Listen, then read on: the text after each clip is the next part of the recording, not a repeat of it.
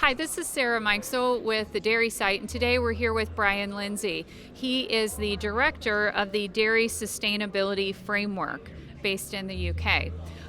Thanks for being with us today, Brian. Great to be here. Thank you so much. Very good. And we're at the Global Dairy Summit in Chicago.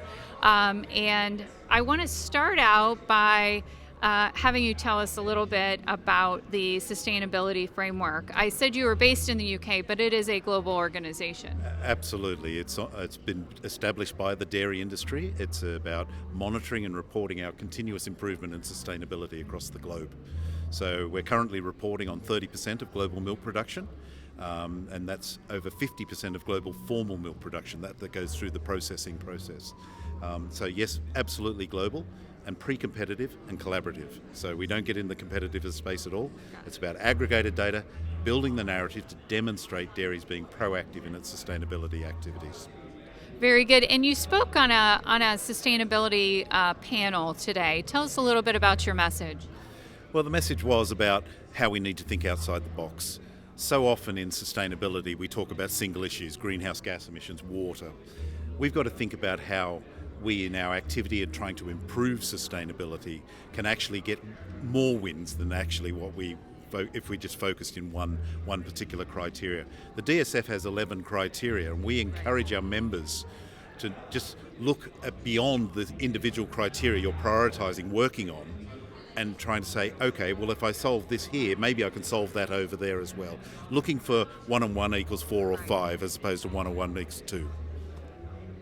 Very good. And let's circle back and talk a little bit about smallholder farmers, because you had a slide that said farms with more than 100 cows represent 0.3% of all dairy farms, which was stunning to me as an American, right? But when you think about global, it's a whole different picture. Absolutely, and when you're working globally on sustainability, it is about that global picture.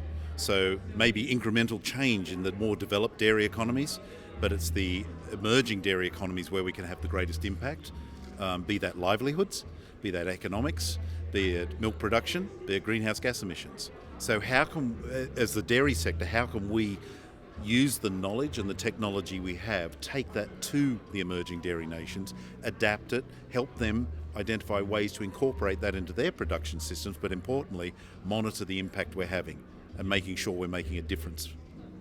Very good. And help me understand, too, the role that your organization really has in progressing that in some of these countries.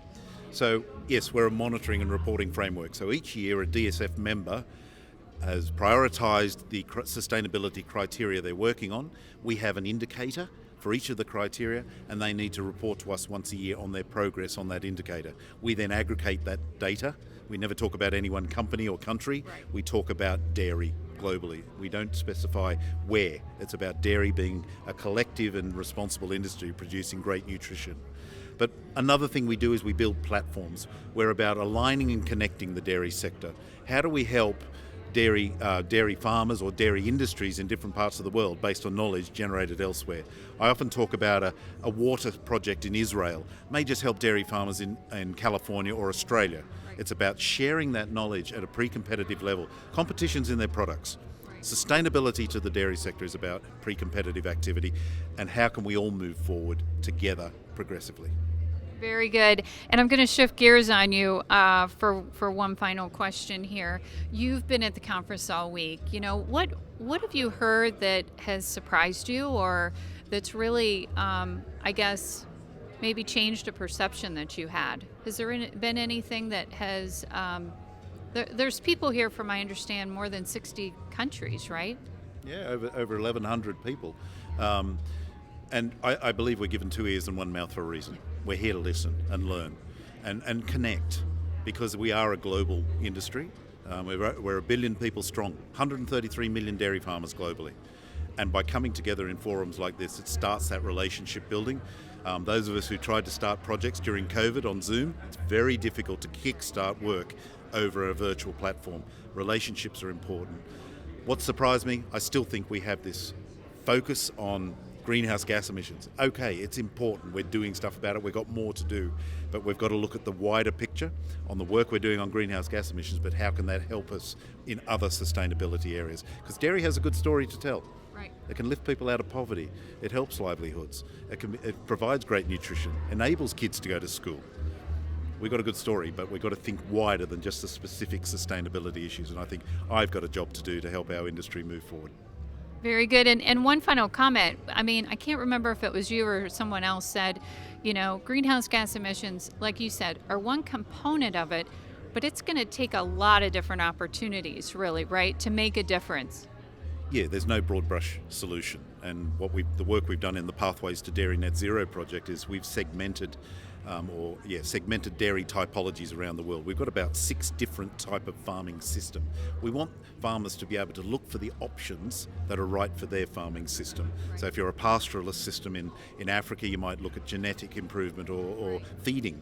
Whereas if you're a high input, high output system in the US, anaerobic digestion, enteric methane inhibitors, things like that, the technology side of things. So farmers are looking for answers and looking for solutions, but we can't afford to get these wrong.